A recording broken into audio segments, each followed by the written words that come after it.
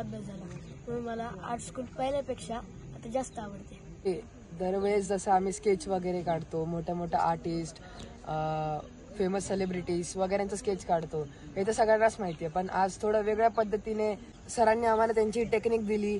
ह्या टेक्निकमुळे आपण म्हणजे आपलं मन खूप शांत सुद्धा राहतं, कमी वेळात जास्त अभ्यास होतो. आणि सर हे कंटिन्यू स्केचिंग सोबत अभ्यास घेणार आहेत.